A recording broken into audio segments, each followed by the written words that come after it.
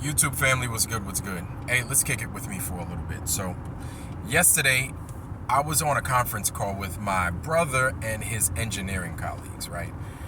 My brother's a very smart math dude, always been a real smart math dude the entire time I've known him, right? That's my whole life. And with that, him and his colleagues got on the phone and were asking me, and halfway asking, halfway kind of crapping on me as to why I believe that the earth is flat, level, and plane. Because I sent to my brother a picture of a Bible passage, which is Daniel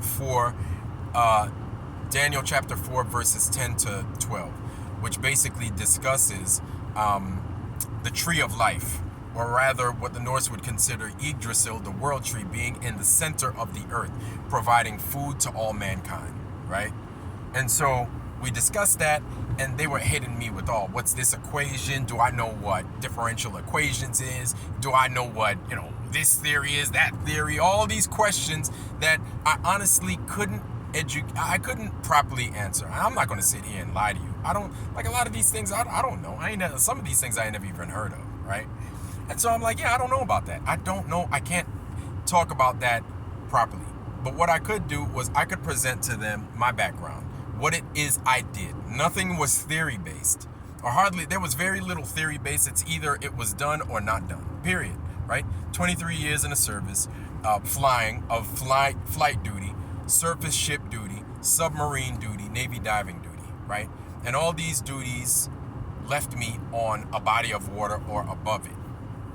I spent much of my time speaking about how a periscope worked and the mission of the submarine, and I left in our conference call one of my videos, which I'm going to go ahead and I'm going to drop in the description box as well. Please bear with the camera. Excuse me. So we got into it, and they were saying, well, you don't understand how math works. Then I finally had to ask them, okay, it's not mathematics that's the problem. And they're like, well, that's what you're saying. I'm like, no, math isn't the problem. And let me give you an example how. I tell my brother, I'm like, hey, bro, so you have $500, let's pretend you have $500 in your bank account. And with that $500, we go to the bank, you and I go inside your vault, we ask to see that $500. They open up the vault, we sit there, we count the $500 leaf by leaf, and you do in fact have $500 in your bank account. Cool. We walk out the bank. I say, hey man, I just deposited $9,500 in your account. And I ask them, how much money does my brother have in his account? He said he's got $10,000. That's easy math. I said, okay, you think so, but do you really have $10,000? They're like, yeah, you just said. I was like, I know what I said. Do you really have $10,000 in your account? It's like, yeah, he's got $10,000 in his account. 9,500 plus 500 is $10,000. Bravo.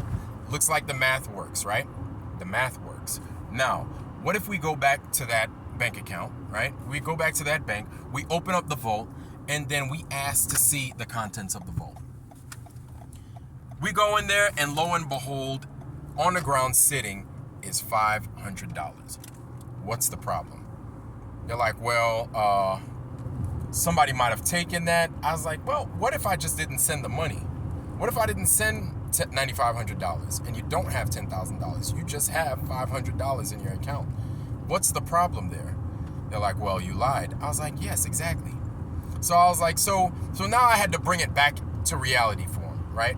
So now we're given a 25,000 circumference ball of an earth that we're given, right? That is a finite number. Would you agree? Yes or no? They's like, yeah, 25,000. I'm like, it's like 24,900 something, 24,800. We're going to round it up for all intents and purposes to 25,000 miles. Cool. With that 25,000 miles being a finite number, they're like, well, the earth is, you mean at the equator? I'm like, fine, at the equator. At the equator is a finite number, right? And they're like, the earth is an oblate spheroid. I'm like, fine, a football, a baseball, whatever. Even though every time we take a picture of quote unquote space, the earth from space, we're left with a beach ball and not this egg of an earth or a pear of an earth that we're being told all the time by all these educated people. Anyway, so yes, fine, 25,000 miles. It is a finite number. With that finite number, you're given an equation based off of that finite number, right? That equation is 8 inches per mile squared. And then one of them looked it up on Google and said, that's a flat earth number. I said, okay, let's use whatever the calculation is at sea level, what the drop and curvature of the earth is at sea level. So I take my brother as an example. I'm like, my brother's 6 feet tall, right? He's standing next to me. I'm at sea level. He walks away from me for 3 miles.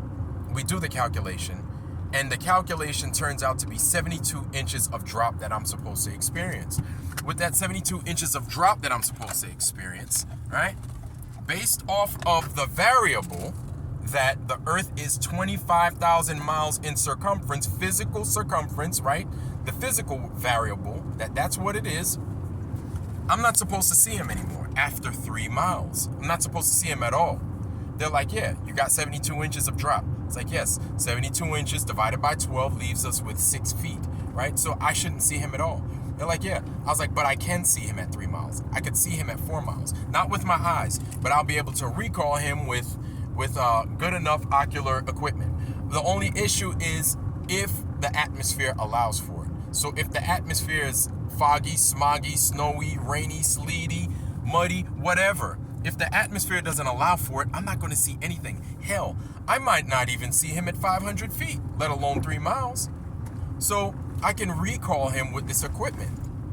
They're like, oh, that's because the refraction. I was like, listen, it doesn't, you have to be, the damn atmosphere has to be an actual physical lens, like from damn lens crafters or something like that, for the refractive index to be that great. The refractive index is enough, but it's not that much for if you're sitting on a nice clear day to where you can recapture these images, recapture these physical people at a distance.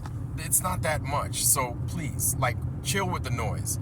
And so we looked at it, we discussed it. They still didn't get it. They still thought it was wrong. I was wrong, even though the numbers themselves proved right there that if you walk at a certain distance, that you could be recaptured. I had to send them all these videos from David Weiss, Flat Earth Banjo, Taboo Conspiracy 2. Shout out to all those guys, because you guys actually do the yeoman work.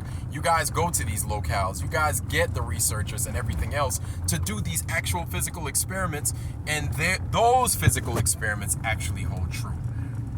But I realized then that we don't have an education problem in America. We have an ego problem, and we also have a truth-telling problem in America. And we have a common sense problem in America. These guys have all this education. These guys have more degrees than a stick of deodorant in them. I have 0 degrees.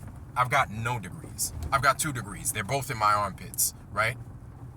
And these guys are sitting there and they're fighting with me over what's true and what's not true. We don't have a problem with the mathematics. We have a problem with being told what the truth is. We have a problem with variables. YouTube family, that's all I got. I wish y'all had nothing but the best. Health, wealth, love, joy, prosperity, most of all, wisdom. And with that, I love you. I'm out. Peace.